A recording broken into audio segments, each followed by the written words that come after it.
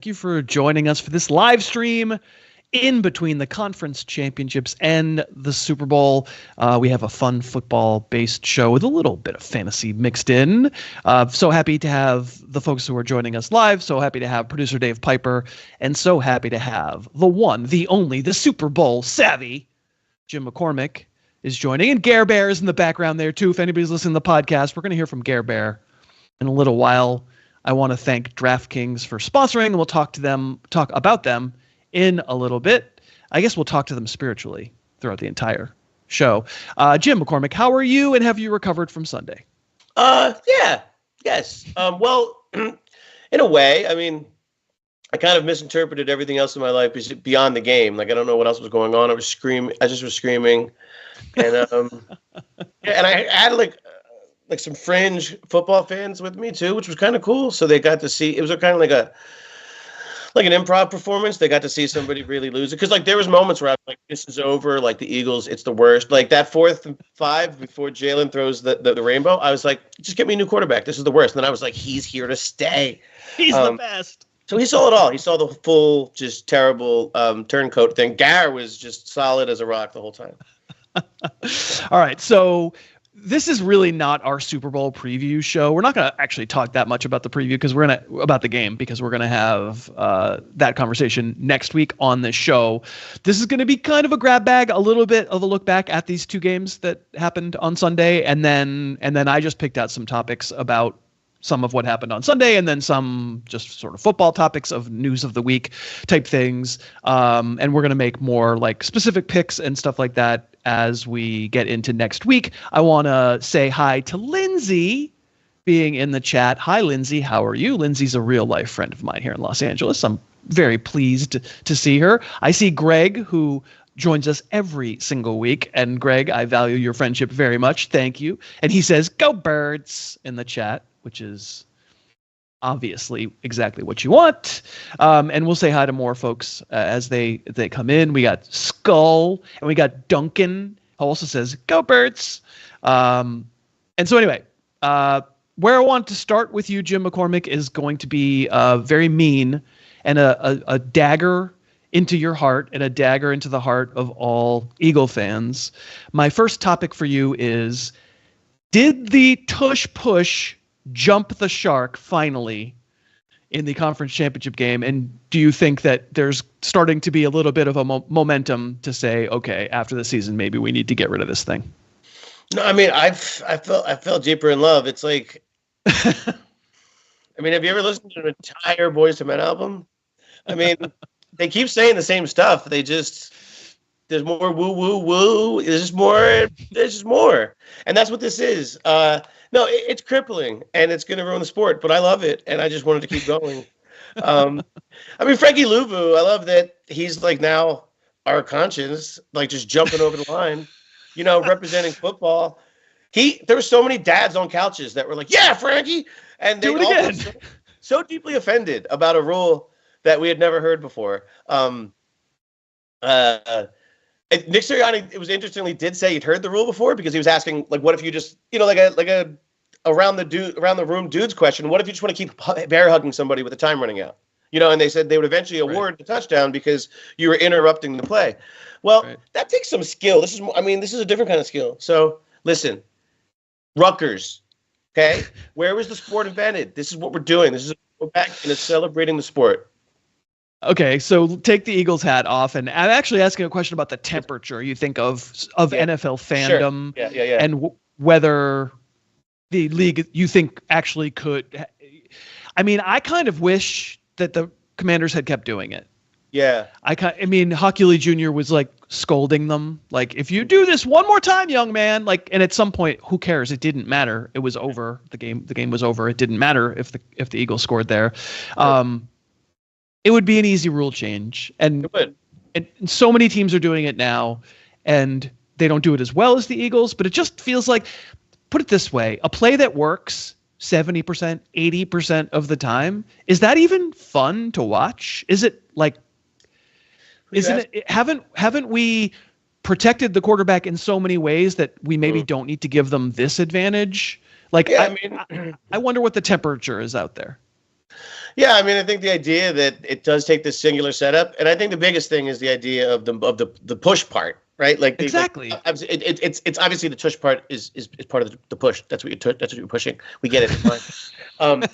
But the real point being, yes, it's a guided play, right? We wouldn't accept this in other, like, for example, my friend was like, you wouldn't just like lift up a receiver, right? And that'd be illegal. That'd be guiding them. That'd be aiding them in that play. So yeah, there's an aiding a teammate factor to it. That's how they'll language it and eliminate it eventually. So yeah, a sincere, sober answer would be, this is probably the last time we see it, and I just hope it's for the winning play with no time left. I mean, that's all good. I'm not talking about the Super Bowl. And I wonder, I mean, the NFL is run by paste eaters and cowards. And yes. the only way it's going to change is if there just becomes consensus. Momentum. Yeah, it's it's getting there. Yeah. It has to be every segment on every ESPN shouty program has to have a segment about how it's ruining the sport and its time has come. And I don't know. I don't watch enough shouty programs to know whether that's happening. Maybe people in the chat can let us know. But I put out on Blue Sky as it was happening, as that Luvu stuff was going on. I said, what this is going to require is every drive time sports show, called Stinky and the Poop or whatever, is going to have to like do a segment saying that this is over and it's run its course and it's not fair and it's not fun to watch and all that stuff. And I suspect that maybe it's over. Mm. Dave, do you have like a whistle sound or like anything like zoo radio noises? No, it's just like zoom. But it's all true, and I think the momentum is building. I've seen it. The prior, we've seen like people get upset about it, but I think there is a momentum again. Especially where the other game was decided by short yardage, and then there's this other team that can just ply it as they please. And now you see how important short yardage was in that huge context. Like if they threw Josh Allen over the wall, he probably would have got a first down. It's fair. I mean, isn't that the next step in it? Like give you the catapult, like the launch. Yeah, just. He lands his foot on my hand. People who are listening have no idea what I'm doing, but he runs his foot, and I grab the bottom of his foot and just fling him over, like the old hand step. Okay, the interlaced hand step. So the old hand step. Chris in the chat says the shark was jumping over the bush push. Yes. The shark converts first. The shark is a good short yardage shark. So. Chris also says the bush push beats the Chiefs on a last-second play in the Super Bowl, and Taylor Swift writes a song about it. League kills it. Can't wait. The last push. Let's do it. LTP. Yeah, I think it's right. I mean, I want to see it go. I'm done with it. I was very agnostic about it, and now it just doesn't even feel fun. I'm not rooting for or against the Eagles or other. I just sort of am done with it. All right. Yeah, I think they'd be able to still be successful, just not at this rate. It wouldn't be this play. Right. I mean, the quarterback sneak would still work. It's still fine. And the fact that the Bills don't know how to do it and can't get their running backs to push, somehow. He does this sideways thing that I don't suggest. But yeah, it's not. I'm great. not in that situation. In that spirit, I'm sorry, Bills fans who are listening and watching. I have to talk about the Bills a little bit because they've done it again. We both knew that the rug pull was coming for the Bills. So last week we both took the Chiefs and gave the points. And it wasn't like an automatic or anything, but I don't know. I was texting with cousin Josh when the Bills had a lead in the fourth quarter. And he went and got Chiefs plus 1.5 at that moment. And it was like all day, every day. He texts me, he goes, they're winning, right? And I'm like, absolutely they're winning. And of course, it's somewhat of an exaggeration. You don't really know what's going to happen, but I kind of did feel like I knew it was going to happen. And what I wanted to ask, you can take this in any direction you want to, but I don't think Sean McDermott's terrible. I don't think Joe Brady is terrible. I think they're good NFL coaches, but are they good enough to beat the current reigning greatest combo and one of the greatest combos in the history of the league? And you can maybe say a three-way combo if you want to add Andy Reid, Patrick Mahomes, and Steve Spagnuolo. Like, it's going to take a truly special sort of effort, and coaching probably doesn't matter as much as coaches want to tell us it matters, but like it matters at the margins, and these games against the Chiefs have to be won on the margins. And so you can feel free to point to like the 3rd and 10 screen pass to Amari Cooper. Sure, you can like you can point to James Cook barely playing in the fourth quarter. You can point to some DeMar Hamlin being deployed in ways that he's not capable of. I mean, he was awful in that game. On an island all the time. Yeah. Right. Like, I may be of the mindset that even though these guys don't stink, they just might not be good enough. Yeah, I mean, it's the bridesmaid thing, or what are you going to call it? Like, continually being in this situation obviously requires, like, this is what's going to happen. You're going to have these, like, big R words, these referendums, like these, like, these. So you can sell me on the one idea that, like, all right, this was this, like, get it together, reshuffle year. That's not how that works when you have this level quarterback. And I mean, you can say that, but that's like, what? Like, what do you mean? Like, I'm just going to, like, Tiger Woods in the middle of his prime was just like, not this year. Like, no, this year. So I suppose that's not a worthy excuse for me. But if you are going to go in, if this idea that, like, he rises all, he raises the water around the team, right? He's a star maker. It's not an indictment of him, but, like, it just doesn't seem like going short of the sticks there is the exact one, like with Amari Cooper. It speaks to the whole mentality that we'll figure it out later. And it's just like, go get it now. It's right here. And they have had all the moments. They have been all the moments. Like, I suppose the closest one was 2 years ago, right, when they left the field with the lead. And that was at home, right? So, like what happens now? The same stuff over and over. So, yeah, I would make a change. Is my answer to the coaching thing is, in some level, I'd make a change. And they're not going to. It's really hard to say. And I am currently pounding the table because, like, who's better to make the change? That's the problem too. It's like, who you're going to get the pools over. So and also who's better? I mean, who in the pool this time around would have been better? I don't know that Ben Johnson would have been better. I don't know that Mike Vrabel would have been better. I mean, maybe Bill Belichick would have been better, but maybe Bill Belichick 5 or 10 years ago would have been better. I don't know anymore. Like, if you're looking for somebody who's appreciably, demonstrably better than Sean McDermott before he ever steps on the field, and you now know, okay, that last 5% of the screws that need to be tightened here, like, I'm going to get them from this guy. That's a pretty rare group. Honestly, maybe I'm talking myself into Pete Carroll. Right, there he goes. Yeah, well, some kind of finisher. I mean, like, they're not going to get Sean McVay. They have the wrong Sean. Like, I don't know. Like, the idea being, they are in this weird. I guess this is the idea of being the opponent. Like, is this the world that, until the Colts won one, was this the world that you have to live in aside this happening? Because you're really talking about talent and all these, like, not just talent, but, like, this whole.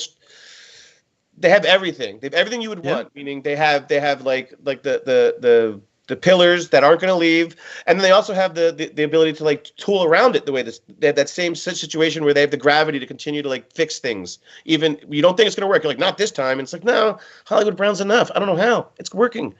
Like, it's a solution in search of a problem, because they're in the playoffs every year. They're going deep in the playoffs every year. The coaching staff doesn't stink. I don't have a definite, but I can point to team. The Colts were a team that needed a coaching change. The Broncos were a team that, I mean, John Fox was the guy who was supposed to do it, right? And he was the first hire, and then he couldn't do it. It would take stones. I'm not predicting it's going to happen or anything, but I do kind of feel like this maybe is. It's not the quarterback. Like, he's right. Not, yeah. This is maybe as far. I mean, Joe Brady's not going to get a job, I think. So, like, he's probably going to a head coaching job. I mean, but I don't know that I think when push comes to shove, and I see now, okay, like in this game against the Chiefs, you lose the corner that you thought you got back from the concussion right away, and it compromises everything. And so you're criticizing my scheme. I didn't have any corners. Right. But they had really bad luck. Benford being out, and then that's what they had to rely on these safeties, and it was just like, that's not going to work. But also that's a decision too. Remember, they used to be a safety team. That was true for like a decade, really. Like, that system loves safeties. They always have. So right. And when Rapp got hurt the week before, so they didn't have him either. So like, yes, I grant you everything. Nothing's 100%. No argument can be proven unless it happens. Right. I've just seen it always be something with this guy and this staff. I've just seen it always be something. Anyway, I thought it was interesting to talk about. Also interesting, let me mention DraftKings, because if you are looking for a place to play the Super Bowl We, of course, recommend DraftKings if you live in one of the states where it's okay, which I do not in California, but I do in Massachusetts, which is nice when I'm back there.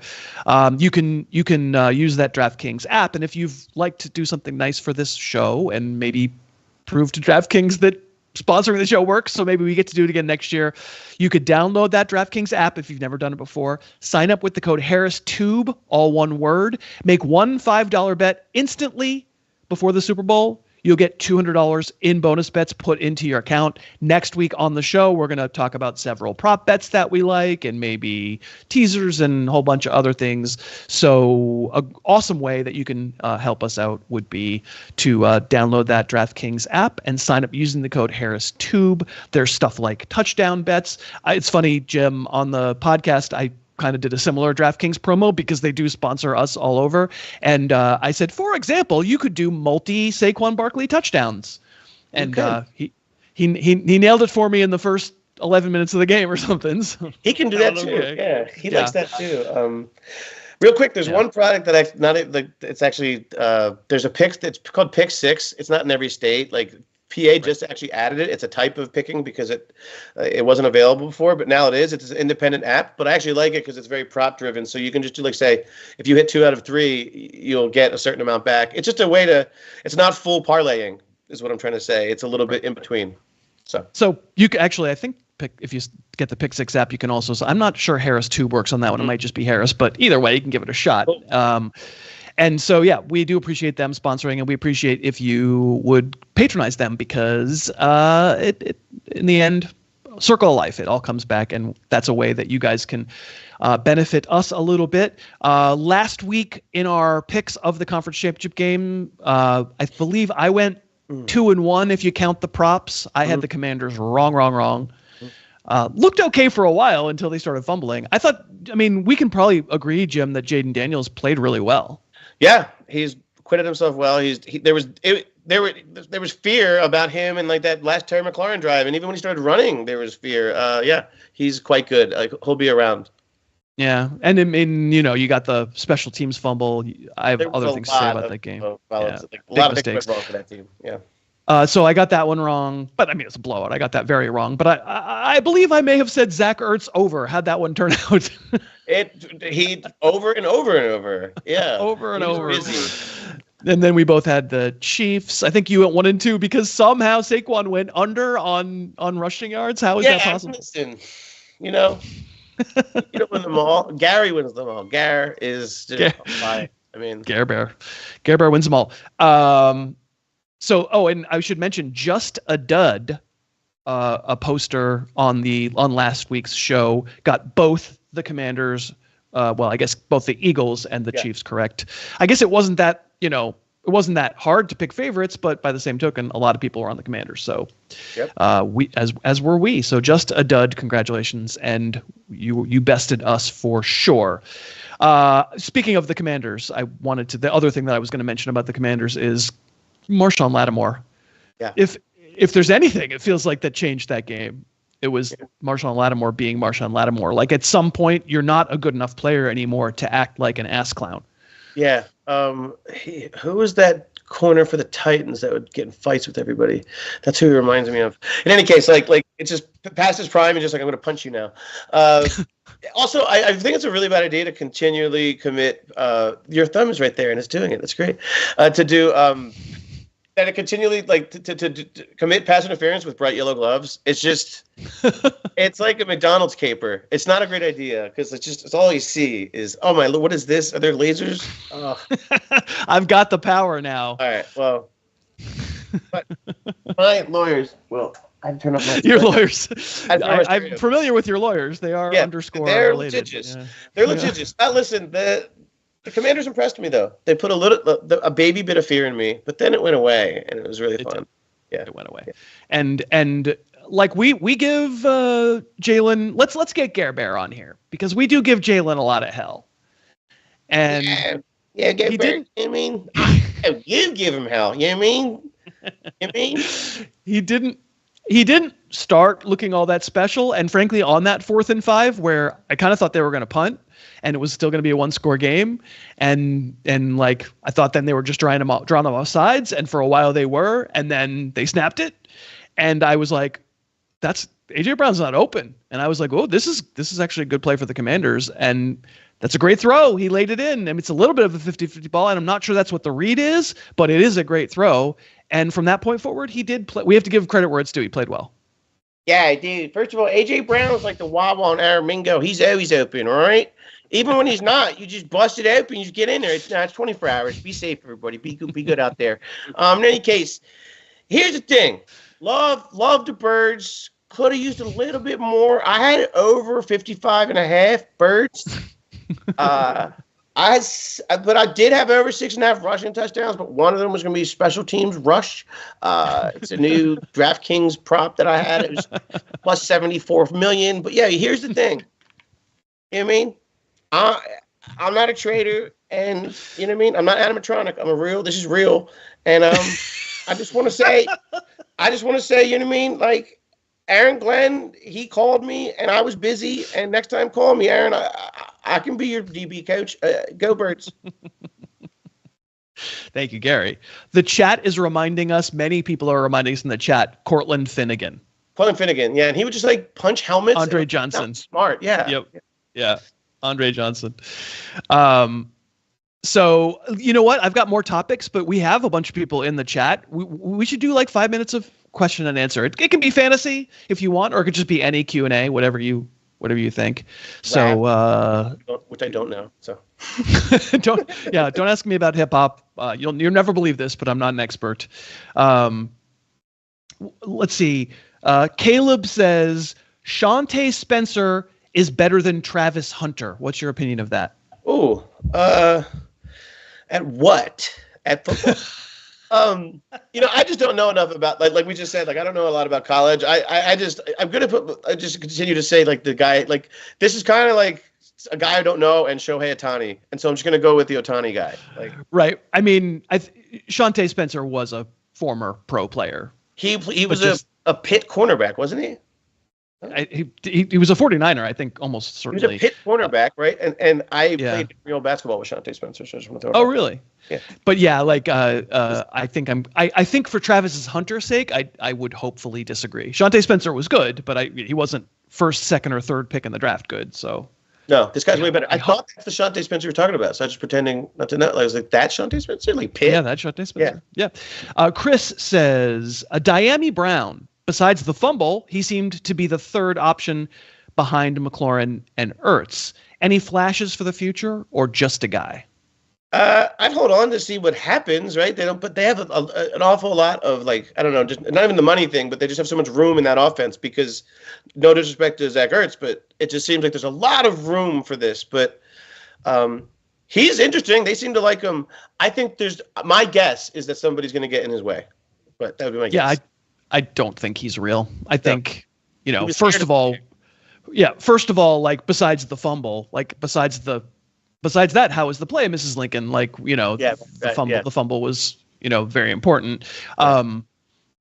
It just feels like he's had enough time. And I grant you, until this year, he didn't have a good quarterback, but Curtis Samuel still had big games. The rotting husk of Curtis Samuel, and I would suspect that there's another player there that there's going to be some traffic. Yeah.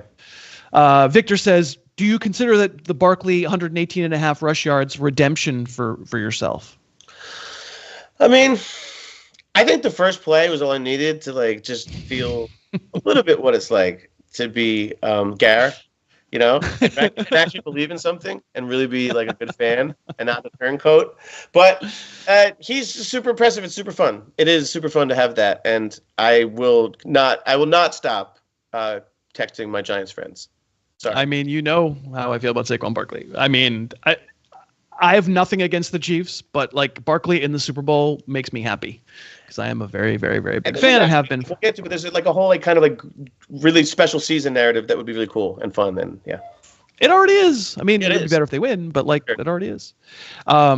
Tim says, do you think that going forward the national fantasy media flop back to running back heavy? Or do they stay in their lane with all their crazy wide receiver strategies? Wait, what? No, it's going to be all running backs. What are you talking about? Because We just saw good running backs because everyone talking about running backs, and then Genti's going to go high, and we're going to draft Genti at like 6, and we're all just going to, and then like we're going to look around. It's going to be the red wedding, except, you know, I'm going to be sitting there tight end premium. I don't know. We're going to overdo it. We're going to overdo it just because like the mark we do it. We as the collective, it will be overdone.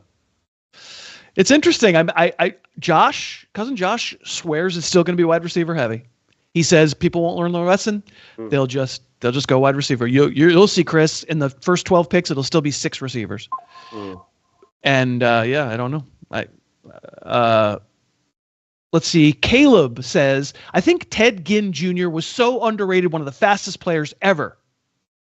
Yeah, I mean, he went like 7th overall, and like wasn't good until he got to his second team. That's cool, but like he's super fast. Good. He was super fast. That part was true.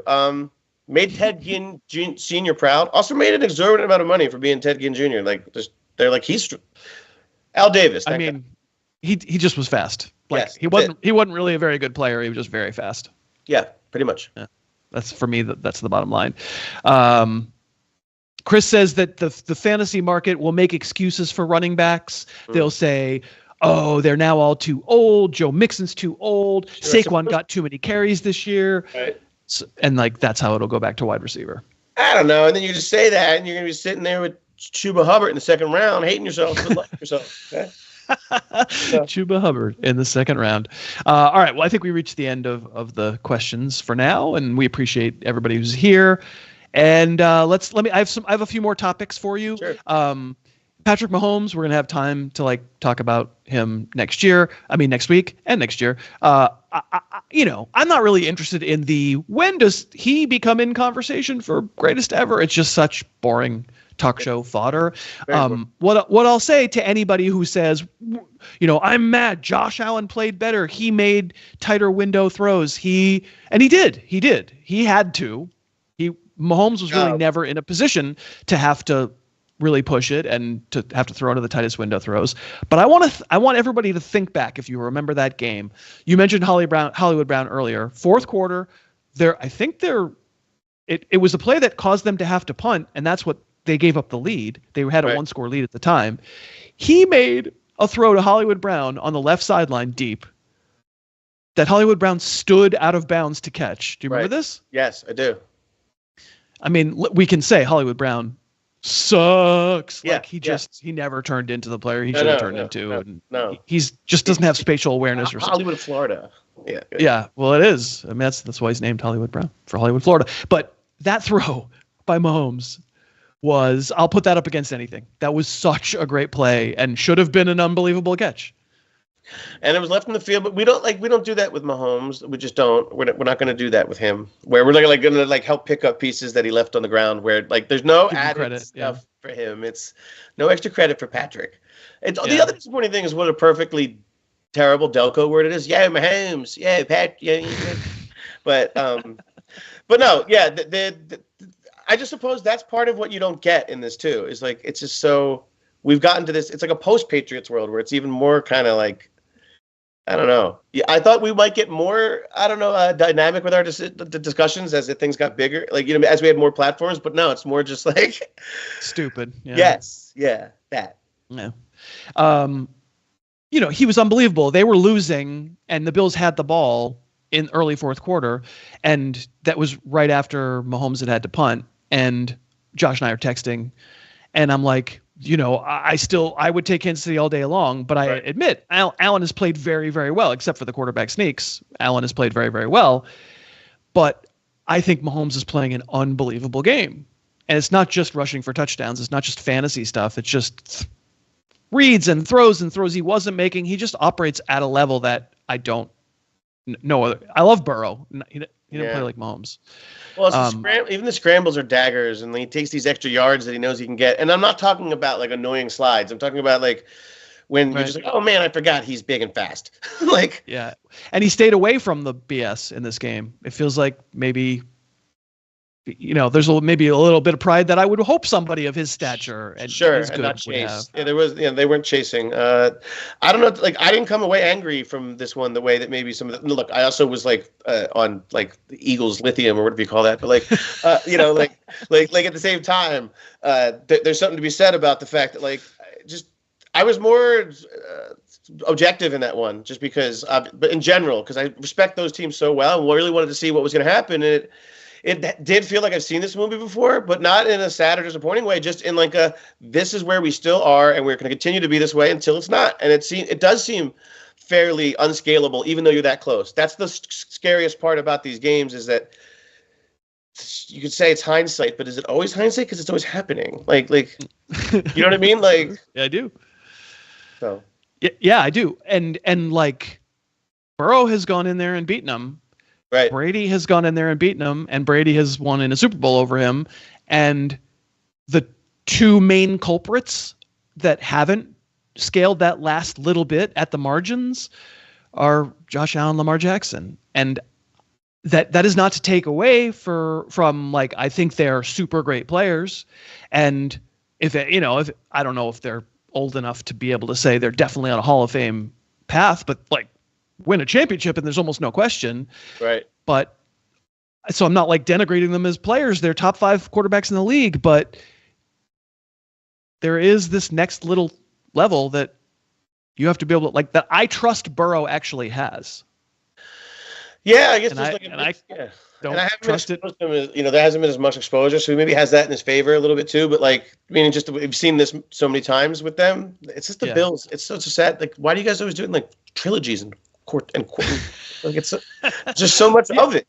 So right, yeah. but like Lamar has only done it once against the Chiefs, and but like Lamar found a way to blow this Bills game, where I thought the Ravens were a better team than the Bills. I picked the Bills in that game because I just felt like I was going to pick whoever was the underdog, but like it was close, and like without a bunch of dumb mistakes by the Ravens and Lamar like getting a bad snap and then just dropping it on the ground, they probably win that game. And then he gets to go in and fall just short to Kansas City because maybe he doesn't have that extra last little thing.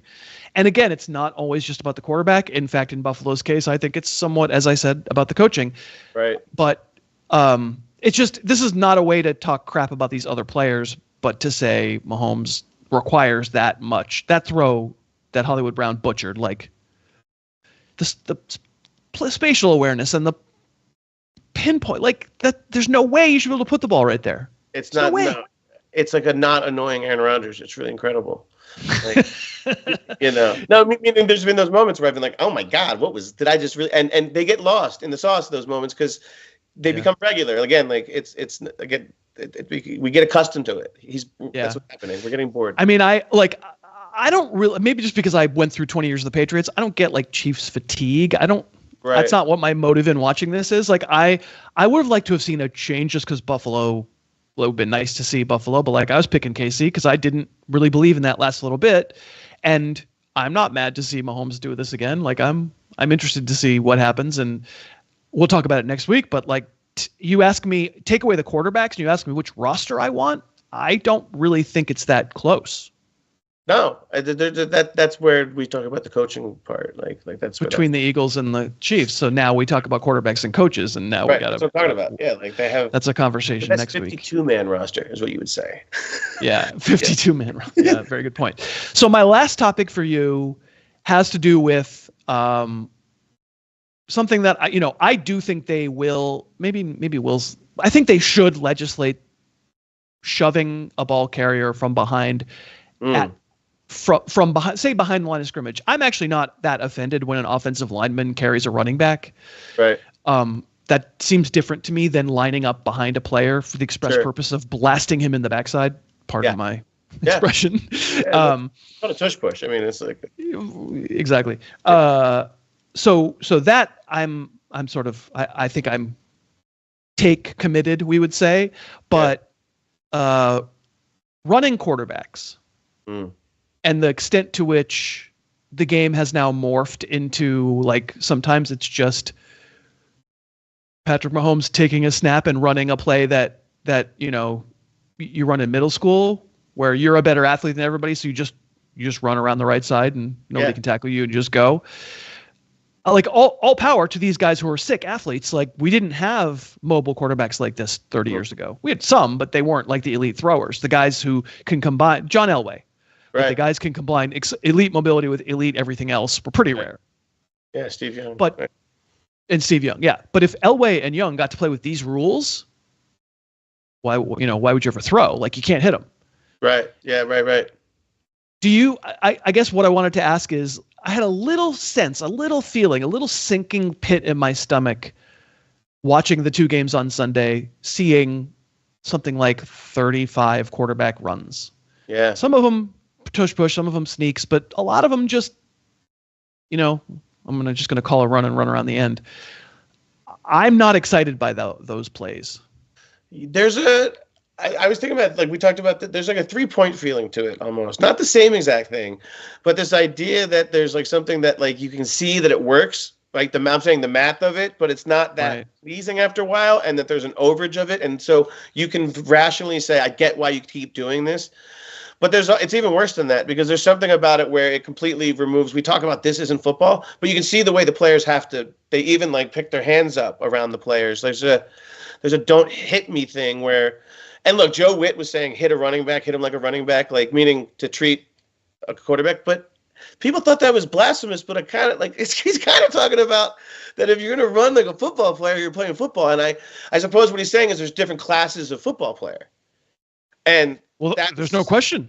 And there are, and he's just saying it, and then people are saying, well, now it's targeting because you're saying to hit him like that. And that just confuses me a little bit. Like, I'm not super old school football. I'm also not super, I'm the kind of just, this is where I am. I'm a football fan born in a strange Xenial world. All right. And my take is they're not going to do anything about it because quarterbacks are amazing. But I don't know what it would be that I would do. But because what is it, like punitive, like let them get hit, or like what is it? Because you should be able to tackle people. But also, I guess the quarterbacks we're talking about got popped. You could pop Steve Young. So and John Elway. That's what you're saying. That's what I'm saying. That behavior, and now there isn't. Yes, there's no cost. Yeah, it's not the same, right? Yeah, right. They say the college game, is morphing, always perpetually morphing into the pro game, but the pro athletes are just 10 times better, and so it just kind of reaches its logical extension. And I think sometimes it's pretty entertaining.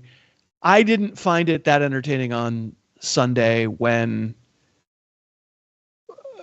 Patrick Mahomes running at 3/4 speed, just kind of ping. I mean, it's a great play, but he's just sort of pinging off of guys and then pinging off another guy, and nobody can really hit him. And you have in the back of your head, oh, he's going to slide. So I got to watch out for his head. Or when Josh Allen does his 17 diagonal quarterback sneaks that everybody in the world knows is coming and usually works, but then occasionally doesn't. I don't know. Maybe it's just because the entertainment product for me gets like a little less entertaining. To me, it's also just these games. We like reduced them down to these very, very small moments, right? Like that. Everyone's continuing to talk about this play that we couldn't really see, meaning the Josh Allen play. But then it's also meaning like that yardage is so precious. But then it's also like, but except these other plays, like you can just have all you want. It's a little just random in the algorithm of the sport to say that like this stuff doesn't count as much as this. So I don't know what they would do, but it would be the sliding or something. Something with sliding. Yeah. But I mean, by the same token, there's 5 good quarterbacks in the league, and if 3 of them get hurt because they weren't allowed to slide, we'd be on a show saying, "You got to protect the quarterback." That's how we got here. Listen, I just want to get. This is where I bring in my lawyer, and he says something about the tush push, and like I win an argument. All right. So I don't know.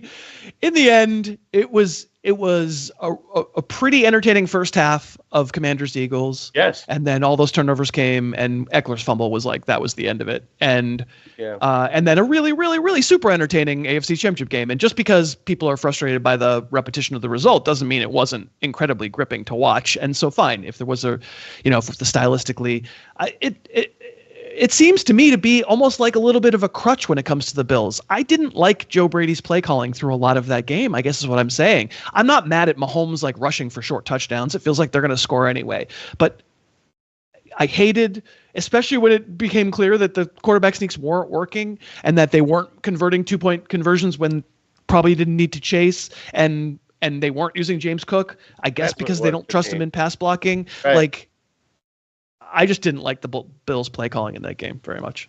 Oh, I just don't think they have too many other, like, make the world's craziest play. And I thought the most Matrix level play in the game was Cook, meaning just if there's some level Unreal. If there's some level of make it happen where I don't have it, and you talked about the margins in these games, that's what they feel like. That extra 1%, like, I don't know, I would diversify who touches the ball, particularly when it's Cook. It felt weird. They were like impersonating these different, they're like, we're a running team now, and then, but now we're this. It just, it felt, but I guess that's the idea. I mock it, but like, you have to try different stuff with this whole juggernaut-y thing that you have to continue to try. But maybe it'd be more sincere than that and stick to something. I don't know what the solution is. Yeah, but I mean, like in the end, it's freaking Matt Collins making 2 massive plays way down the field. I mean, playing the role of Gabe Davis, and he made the plays. So how am I getting mad? I mean, Josh Allen made several throws that very few other humans could make, and so like he played on the whole played great, and all we're really talking about is kind of that last little tiny bit.